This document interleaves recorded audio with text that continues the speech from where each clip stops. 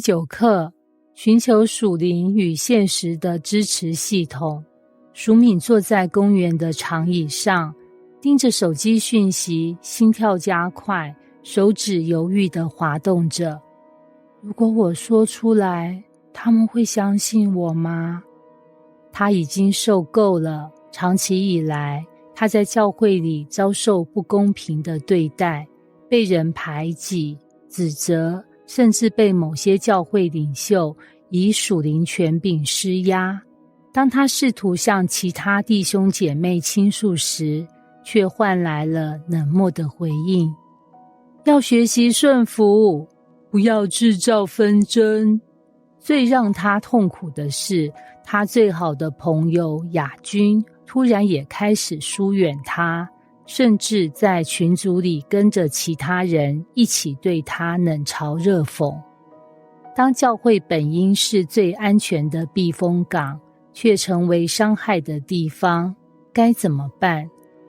当身边的肢体选择沉默，还能依靠谁？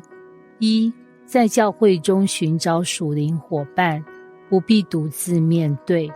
我们有时候会误以为在教会里受伤就只能自己祷告、自己消化，但这不是圣经的教导。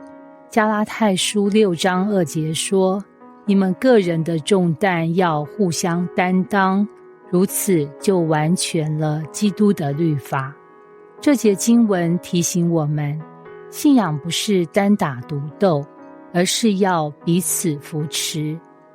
但问题来了，当教会里大多数人都选择沉默，或站在加害者那边时，还能相信谁？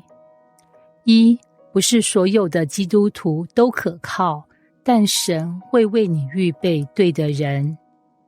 我们必须诚实地面对一个事实，并不是所有在教会里的人都是成熟的属灵伙伴。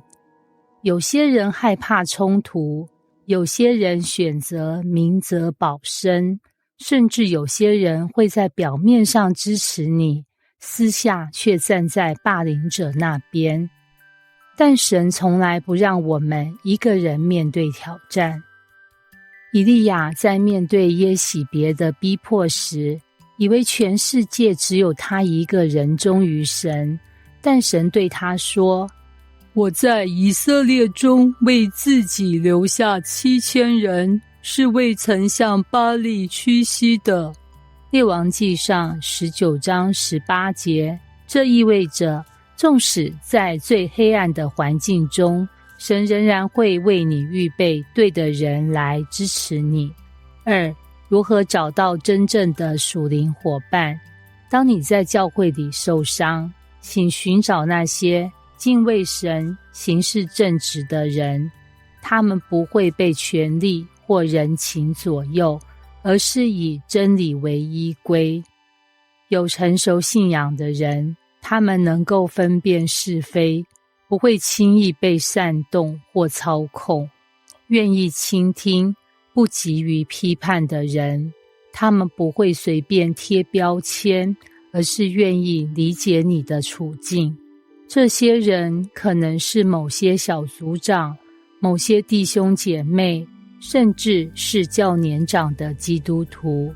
但如果在你的教会中真的找不到这样的人呢？2，何时应该向上级或法律寻求协助？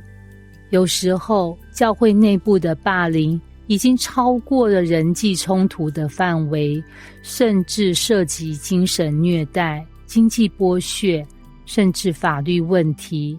这时，我们该怎么办？圣经并没有要求基督徒对所有不公义的事情都默默忍受。相反的，神赋予我们智慧与资源来保护自己。箴言11章14节说，无智谋，民就败落；谋事多，人便安居。这节经文提醒我们，当面对困难时，我们应该寻求合适的帮助，而不是独自承担。一、何时应该向教会上级反映？如果你的教会有属灵成熟的长老会、监督团队，或是有负责处理冲突的机构，你可以考虑向上反映问题，但要注意选择对的人，而不是任意找人诉苦。有时候，错误的对象可能会加深问题。收集事实，而不是仅凭情绪说话，让你的陈述有凭有据，帮助上级正确判断。然而，如果教会内部本身也有问题，甚至上级包庇霸凌者呢？二、何时应该考虑法律途径？有些教会霸凌的情况已经涉及到法律问题，例如诽谤或造谣，恶意破坏你的名声，导致你的生活或工作受影响；经济剥削，强迫信徒奉献或捐赠，甚至进行财务诈欺；精神虐待，长期的心理操控，导致受害者身心受创。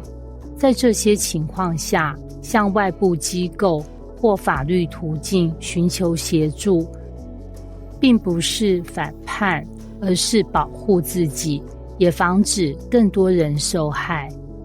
神的律法是为了保护人，而不是让恶人肆无忌惮。耶稣在面对宗教领袖的压迫时，也没有选择沉默，而是勇敢指出错误。马太福音23章27到28节。三、教会之外的基督徒支持系统。当你在本地教会中找不到支持时，不代表你要放弃信仰。你可以寻找其他的基督徒团体，让自己仍然活在属灵的关系中，而不是独自挣扎。一、参与不同的基督徒群体。有时候，一间教会的问题，并不代表整个基督教信仰有问题。你可以寻找其他合乎圣经教导的教会、基督徒读书会或查经小组、基督徒辅导或心灵支持团体。真正的教会不是建筑物，而是那些真心敬畏神、彼此相爱的基督徒。二、寻求基督徒辅导或心理专业帮助。如果霸凌造成你的心理压力过大，请不要害怕寻求专业帮助。心理健康并不与信仰冲突，神使用心理专业人士来帮助我们，就像他使用医生来医治我们的身体一样。结语：你并不孤单，神为你预备了支持系统。或许你正在经历被误解、被排挤，甚至被教会领袖伤害的痛苦，但请记住，你并不孤单，神已经为你预备了真正的属灵家人，那些愿意站在你身旁与你同行的人。愿神赐给你智慧和勇气，让你找到合适的支持，重新得力。